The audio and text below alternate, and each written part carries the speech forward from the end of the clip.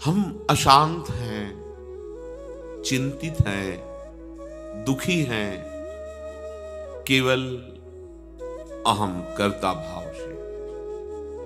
हम जैसे हैं वैसे कृपा सिंधु का अगर आश्रय ले ले, जैसे है हमारा संबंध है प्रभु से,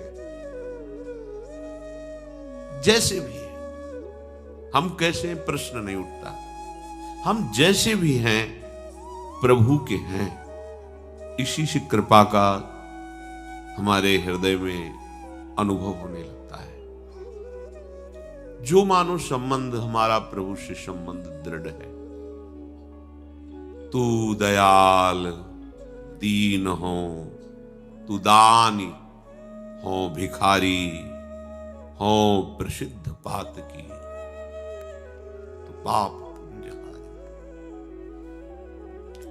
नाथ तू अनाथ को, तो अनाथ कौन मोश हो। हमारा संबंध मोह समान आरत नहीं, आरत हर तोषो। ब्रह्म तू हो जीव, तू है ठाकुर हो चेरो। तात मात गुरु सखा, सब हित में। तो ही मोहि नाते अनेक, मानिए जो भावे। ज्यों त्यों तुलसी कृपालु, चरण शरण पावे। हे करुणा में प्रभु, हमारा आपका संबंध है ही। चाहे जिस संबंध से देख लो, हम आपके ही हैं। नाथ, आप बस ऐसा कर दो कि आप मिल जाओ। आपसे बिछुड़ना बर्दाश्त नहीं। जो मान करके, जो मान करके, अगर आप पापी मानते हैं, पतित मानते हैं, तो हे नाथ, हमारा आपका बढ़िया संबंध है, क्योंकि आपका नाम पतित पावन है। आप जैसा कोई दाता नहीं, हमारे जैसा कोई भिखारी नहीं, आप जैसा महान नहीं, हमारे जैसा नीच नहीं। हे दीन बंधु पतित पावन, आप ही हमारे माता पिता गुरु सखा हितैषी हो। आप ब्रह्म हो, मैं जीव हूं। जो संबंध मानो, हमारा आपसे ही संबंध है। बस ये बात ध्यान रखिए, हमारा आपसे ही संबंध है। इस भगवत मार्ग में चलने पर हम धीरे धीरे संसार के संबंधों से विलग होते हैं, पर हम अपने शरीर संबंध में फंसे रहते हैं। हम शरीर की क्रियाओं पर भरोसा कर लेते हैं, प्रभु की कृपा पर नहीं।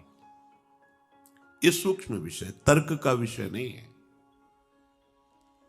हम अपने अहम द्वारा की हुई क्रियाएं, उनका तो भरोसा कर लेते हैं, पर प्रभु की कृपा का भरोसा नहीं कर पाते। यदि कहीं साधु संग से कृपा का परिचय मिल जाए, तो ये कृपा निश्चित आपको भगवत प्राप्ति करा देगी। जासु कृपा नहीं कृपा अघाती।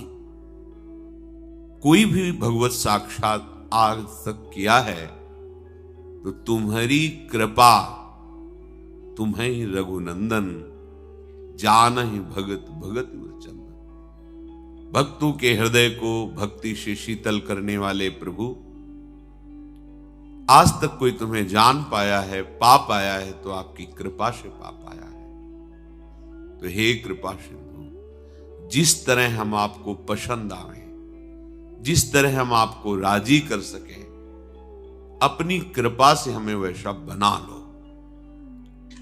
सब साधन शास्त्र के अनुसार करते हुए भी भरोसा प्रियालाल की कृपा का, ये आंतरिक बात है। जितने भी साधन हैं प्रकृति के ही आधार पर हो रहे हैं। स्वभाव, सूक्ष्म शरीर, स्थूल शरीर, इन्हीं से तो सारी क्रियाएं हो रही। जो हम मन की प्रेरणा के अनुसार आचरण करते हैं, वही हमारे बंधन, दुख, क्लेश, असमर्थता, अशांति, जन्म मरण इसका कारण बनते हैं।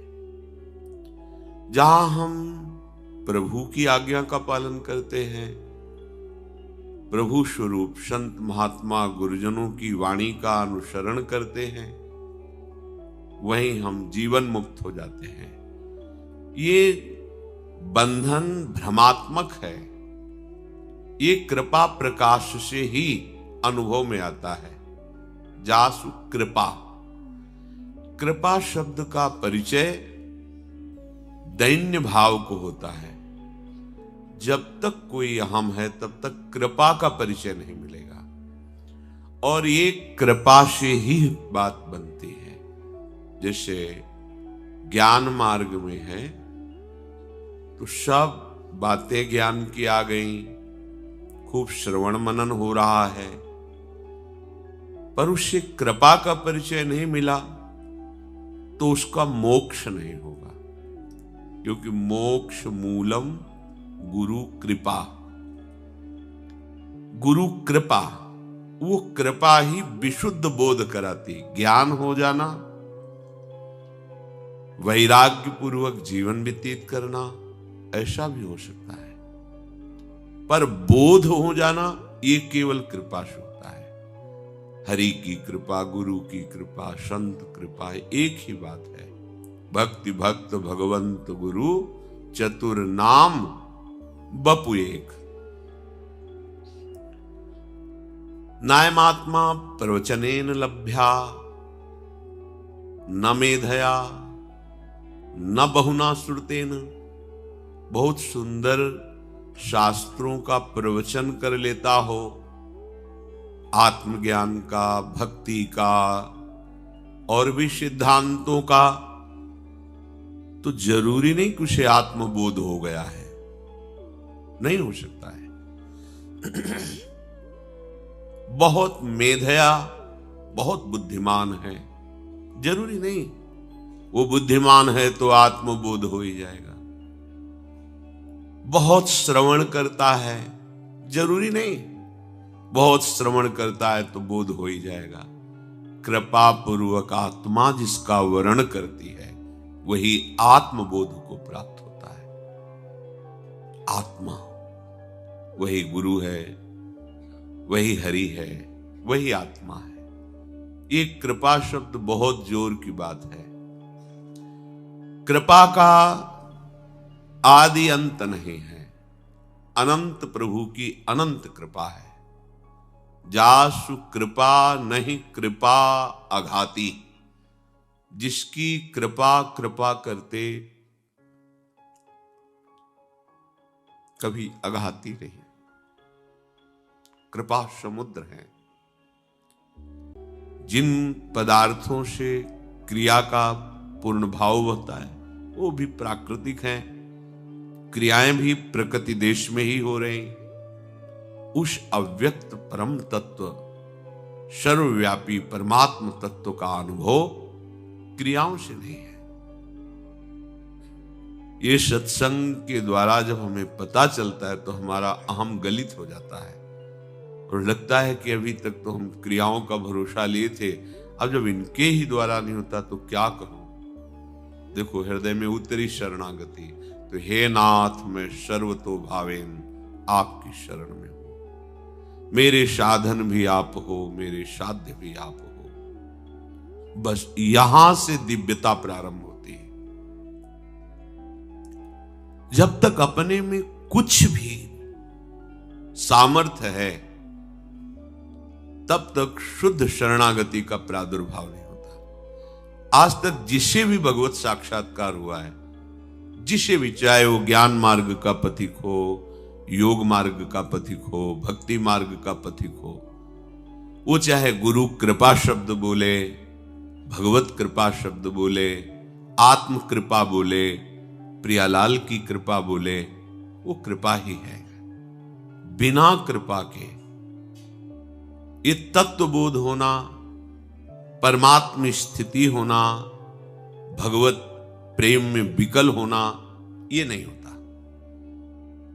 एक ऊंचाई तक साधन की पहुंच है, इसके बाद नहीं। इसके बाद तो कृपा ही ले जाती है।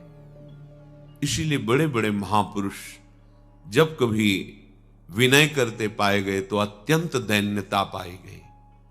वो अत्यंत दैन्यता उनकी बनावटी भाव नहीं है। चाहे जिस महापुरुष की हृदय की जब बात सुनेंगे तो उसमें दैन्यता भरी मिलेगी, क्योंकि देखा है कि जो करना है उस करने से कुछ तो ऊंचाई मिलती है, वो भी प्रकृति राज्य तक। यहां से ब्रह्मलोक तक सब प्राकृतिक है, मायाकृत है। थोड़ी दिव्यता है उस प्रकृति में, पर है तो माया ही। यहां तक आप कर्म के द्वारा पहुंच सकते हैं, क्रियाओं के द्वारा। स्वर्गलोक, जनलोक, महालोक, तपलोक, सत्य ब्रह्मलोक। अब इसके आगे जो यात्रा है वो कृपा की है। यह गुण साधन ते नहीं होई, तुम्हारी कृपा पाओ कोई कोई। आप विपरीत चिंतन करने लगेंगे, आपको संशय हो जाएगा, आप शरणागति को कोसने लगेंगे। कहते हैं शरणागत रक्षक हैं, अमुक कार्य देखो बिगड़ गया, अमुक संतान गई, ऐसा क्या ये इनकी कृपा है? ये अभी आपका समर्पण नहीं, कृपा को नहीं समझ पाए। कुसुम से भी कोमल रूप लेकर कृपा आती है, वज्र से भी कठोर रूप लेकर के आती है। हमें कृपा को पहचानना होगा। कृपा की पहचान वही कर सकता है जिसका अपना कुछ नहीं रह गया है। प्रभु के सिवा सब कुछ होते हुए भी सब समर्पित भाव केवल प्रभु, वही कृपा को पहचान जाता है। कृपा को जिसने आदर देना सीख लिया, ये बड़ी सूक्ष्म बात है। अपमान, निंदा, तिरस्कार, जितना कड़ुआ व्यवहार है वो एक साथ कृपा लेके आ सकती है, क्योंकि बहुत शीघ्र आपको प्रेम रस में डुबोना है। कम समय में बहुत दूर वाली मंजिल तय करानी उसे, तो आपको हल्का करेगी। जितना राग भरा हुआ है मिट एक साथ हो सकता है ऐसा। आपका मन प्रतिकूल, आपका तन प्रतिकूल, आपका बाहरी व्यवहार जन प्रतिकूल, हाहाकार मच सकता है। आपको कृपा की पहचान करनी है। ओहो, इस समय प्रचंड रूप धारण करके भगवान की कृपा आई है। स्वागत है आपका। ऐसा मंगल मोद, ऐसा परिणाम आनंद में होगा, कृतकृत्य हो जाओगे। पर कृपा को केवल अनुकूलता, सम्मान, प्रियता, इसमें मत तोलिए। हमारी हालत यही है। हमारी जब अनुकूलता बनती तो हमें लगता है बड़ी कृपा है, और जब प्रतिकूलता आती है तो लगता है कृपा हट गई। ये कृपा कोई अनुकूलता प्रतिकूलता से संबंध नहीं रखती। ये आपको केवल प्रियालाल के प्रेम में डुबोएगी। उसको जो भी करना पड़ेगा। जब देख लिया गया कि अब ये विषैला फोड़ा दबने वाला नहीं है, अब तो ऑपरेशन शल्य क्रिया ही इसका उपचार है, तो फिर वो ऑपरेशन ही होगा।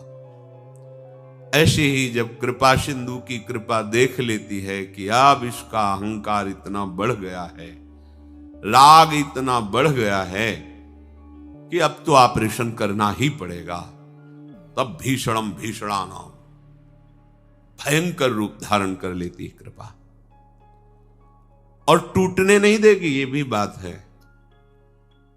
कृपा का जो भयंकर प्रहार होगा वो आपको कवच पहना के होगा। केवल अहंकार को नष्ट किया जाएगा, केवल राग को आप में चोट नहीं पहुंचने दी जाएगी। क्या कवच होगा? सत्संग, सद्विचार, विवेक। ये आपके अंदर कृपा जागृत करेगी। आपको लगेगा कि इतना कब तक हम सहन कर। अंदर से विवेक, साधु संग, शास्त्र के वो सिद्धांत जो आपको भगवत राज्य में प्रवेश देने के लिए बलवान बनाते हैं, वो सब एक साथ आपको संभालेंगे और बाहरी भयंकर रूप होगा। तैयार रहिए। हम भक्ति मार्ग को, भगवत मार्ग को कुछ ऐसा समझने लगे हैं कि 2-4 माला जप लिए, खूब मनमानी नशा करें, गंदे आचरण करें, छल कपट करें, दूसरों को नाटक के द्वारा रिझा करके विषय सेवन करें, और भक्ति हो ही रही है। नहीं, भक्ति ऐसी, इसे भक्ति नहीं कहते। देखो, भक्तों के जीवन में उनको कसौटी पे कसा है कृपा ने।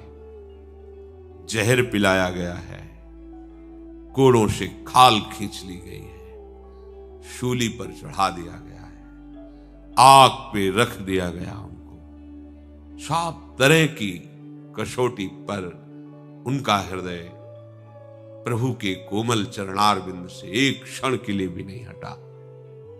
किसी भी भक्त के जीवन को आप देख लीजिए, जो महाभागवत भगवत स्वरूप हुए हैं, उनके चरित्रों को पढ़कर आप देख लीजिए। ये कृपा कसौटी में कस करके जगत को दिखा देती कि भगवान का भक्त कितना सहनशील होता है, कितना महान होता है। भक्ति एक ऐसा नाटक नहीं है कि हमारी वासनाओं की ये सब लीला चलती रहे, अहम जनित क्रियाएं होती रहे, मान सम्मान प्रतिष्ठा प्रियता ये सब, और हम प्रभु के प्रेमी भक्त। नहीं भाई, गलत मार्ग है। संसार का राग त्याग ही भगवान के अनुराग में परिणित होता है। ध्यान दीजिए, संपूर्ण इंद्रियों का विलास, संपूर्ण अहम शून्य जीवन, बड़ा अंतर हो गया। इंद्रियों का विलास, अहम शून्य जीवन, एकदम दिशा बदल गई। आप सोचे ऐसे में कैसे भक्ति होगी? प्रारंभ में सबको भक्ति का आवाहन करते हुए ये विश्वास दिलाते हैं कि अगर आप थोड़ा भी नाम जप करोगे, कैसे भी हो, चिंता मत करो, भगवान आपको संभालेंगे, वो कृपा करेंगे। आप समझो इस बात को। ये इसलिए कि आप शुरू तो कीजिए, और जहां आप शुरू करेंगे तो आगे आगे का जो भक्ति का सोपान है वो आपको भगवान सुनवाएंगे, चलने की प्रेरणा देंगे, वो आपका हाथ पकड़कर उस सोपान पर चढ़ाएंगे। अगर आप ऐसा कहें, पहले तो ये कहा गया था कि थोड़ा नाम जप कर लो, जो करते हो करते रहो, कैसे हो तुम, इसका प्रश्न ही नहीं, ये प्रारंभिक आपका प्रवेश कराने के लिए ये बात है, पक्की मान लीजिए। अगर आप से कोई ये कहे कि आप निर्विकार होकर भक्ति में चलें, तो ये हमारे सामर्थ्य की बात नहीं, हम नहीं चल पाएंगे। अगर हम आपसे ये कहते हैं कि आप जैसे हो वैसे शुरू तो करो, तो इसका आंतरिक रहस्य यही है कि आपको हमें पहुंचाना वही है निर्विकार स्थिति में। पर जब आप प्रथम कदम रख देंगे तो पीछे के उठाने की विचार और सामर्थ्य दोनों आप में आ जाएगी, और आगे का परिचय हुआ नहीं, आगे कदम रखा नहीं, पीछे का उठा दिया जाए कि आप बिल्कुल निर्विकार होकर कदम रखिए, तो आप नहीं चल पाएंगे। ये शास्त्रीय सिद्धांत है। ये भागवतिक प्रारंभ में प्रवेश पाने के लिए ये ऐसा ही है। जैसे महापुरुषों ने कहा, आप केवल वृंदावन आ जाइए, वृंदावन वास कर लीजिए, आपको निश्चित प्रियालाल की प्राप्ति हो जाएगी, इसमें कोई संशय नहीं है। पर इसके बीच की यात्रा को नहीं कहा गया है।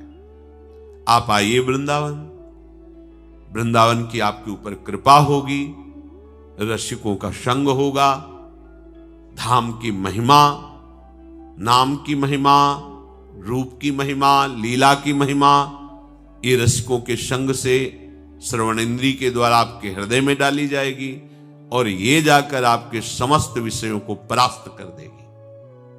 तब आप भगवत प्राप्ति के योग्य हो जाएंगे। ये शब्द समझना बड़ा कठिन है। यह गुण साधन ते नहीं हुई, तुम्हारी कृपा पाव कोई कोई। कोई कोई जो कृपा का आश्रय ले लिया। ये केवल सत्संग से परिचय मिलता, केवल सत्संग से।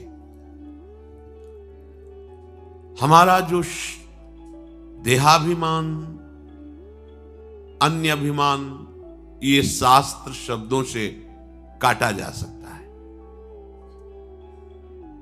पर साधना अभिमान, भक्ति का अभिमान, भजन का अभिमान, त्याग तपस्या का अभिमान, ये केवल संत गुरु हरि कृपा से इकट्ठता है।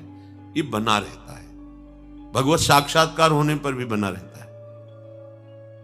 आपको लगेगा कि भगवत साक्षात्कार होने के बाद कैसे बना रहता है, ये तो बात समझ में नहीं आई। भगवत साक्षात्कार के बाद अभिमान कैसे बना रह सकता है? अगर आप सत्संग नहीं किए तो आपको तर्क उठ जाएगा। देखो, चित्रकेतु मंत्र प्राप्त होने पर मंत्र के बल से अनंत भगवान का साक्षात्कार करता है। शंकरषण भगवान एक ही है। जैसे राम लक्ष्मण भरत शत्रुघ्न, ऐसे वासुदेव शंकरषण प्रद्युम्न अनिरुद्ध, ये चतुर्व्यूह भगवान का अवतार है। भगवान शंकरषण का साक्षात्कार करता है, दिव्य विमान मिलता है। जिस लोक में जहां चाहे बिना रोक टोक के विमान पर जा सकता है। भगवत साक्षात्कार किए हुए विमान पर आरूढ़ कैलाश पहुंचता है। वहां अंबा को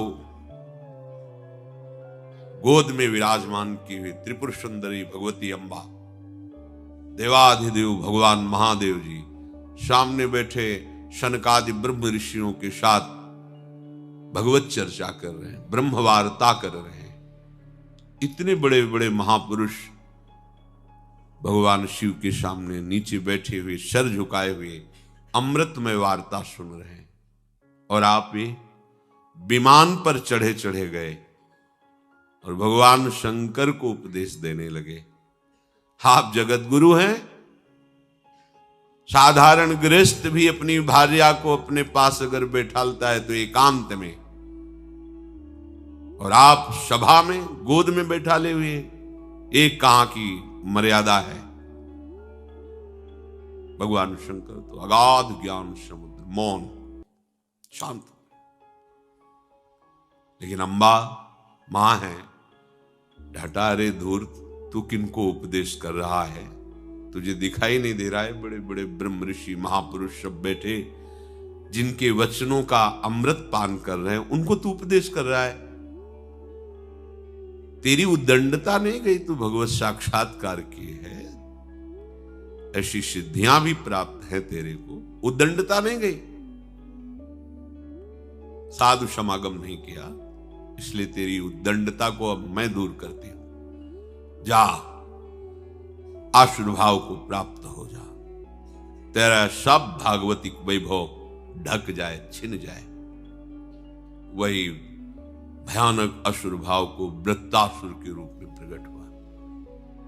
देखो, ये है भगवत साक्षात्कार के बाद भी उद्दंडता नहीं गई। अरे जिनकी कृपा को ओर से समस्त सिद्धियां, ज्ञान और दिव्यता आती है, उन प्रभु को कैसा कटाक्ष कर? ऐसा तो कोई त्रिभुवन में बोलने की हिम्मत नहीं रखता।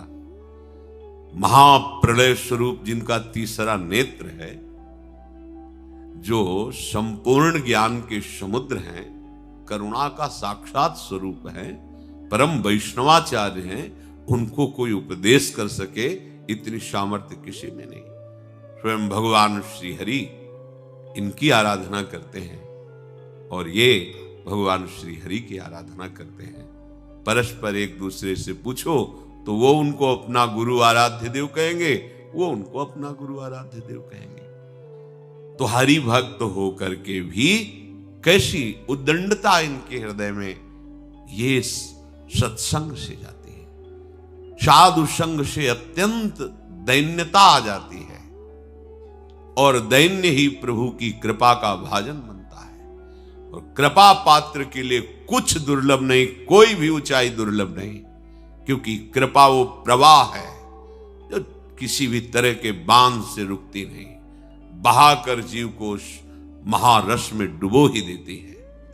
इसलिए कृपा का आश्रय जरूर लीजिए हृदय में। प्रभु की कृपा का आश्रय यदि आपके हृदय में हो गया तो शब्द याद रखिए, आपको कुछ दुर्लभ नहीं है।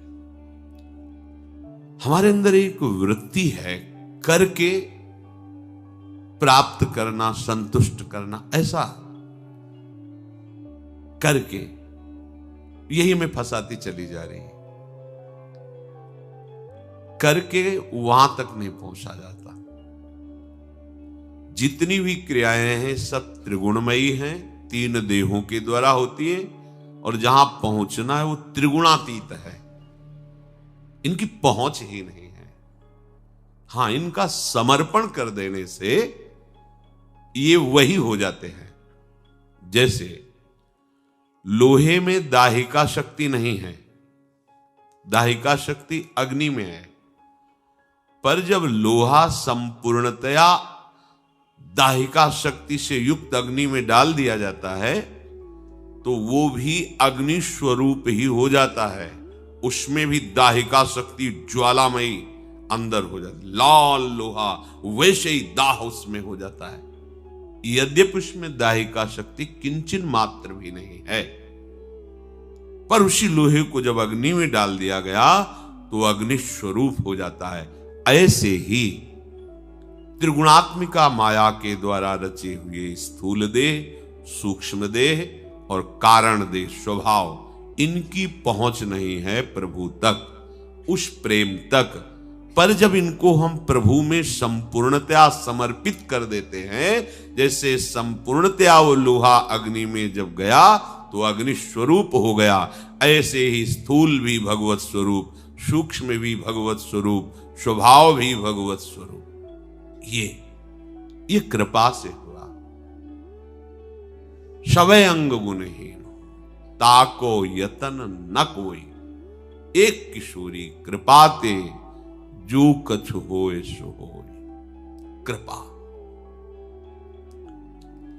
हमारा समर्पण जो अधूरा है उसका कारण हमारा कृपा का आश्रय ना लेना है। हम कभी कभी बड़ी भूल कर बैठते हैं। हम कृपा को गलत ढंग में ले लेते हैं। हमारे पास मनचाही हो गई, रुपया पैसा खूब हो गया, अनुकूलता मिल गई, वाहवाही मिल गई, तो हम मानने लगते हैं कि हमारे ऊपर कृपा है। ये देखो गलत ढंग। जब इसके विपरीत परिस्थिति आई फिर हम कोसने लगते हैं, भगवान के पास क्या कमी थी, अगर वो इतना दे देते तो हमारा एक काम चल जाता। भगवान के पास क्या कमी थी, उन्होंने ऐसा क्यों कर दिया। हमें लगता है अब उनकी हमारे ऊपर कृपा नहीं है। हम कृपा को अनुकूलता में तोलने लगते हैं। प्राकृतिक अनुकूलता को हम कृपा मानने लगते हैं। नहीं, कृपा ये सुंदरम सुंदराणाम है तो भीषणम भीषणानाम भी है। जब कृपा का आप आश्रय लेंगे तो अब कृपा सुधारेगी आपको। उसका दो स्वरूप है, तैयार रहिए। सुंदरम सुंदराणाम, बहुत सुंदर, सुंदर से भी सुंदर है। कुसुमादपि, कुसुम से भी कोमल, वज्रादपि कठोरादि, वज्र से भी कठोर है। कृपा पात्र को इसकी परवाह नहीं रहती जो वास्तविक शरणागत है। पर आप परिचय जान लीजिए कृपा का। कभी कृपा बहुत सुंदर रूप धारण करती है, अनुकूलता ही अनुकूलता। जब देखती है कि अभी तो इसमें फंसाव है, अनुकूलता में फंस जाएगा ये, तो फिर वो भीषण रूप धारण करती, विनाश लीला। हर तुम्हारी चाही हुई बात के विपरीत, हर तुम्हारी राग की वस्तु को नष्ट कर देना। अब आपको लगेगा कि मेरे आराध्य देव की मेरे पर कृपा नहीं,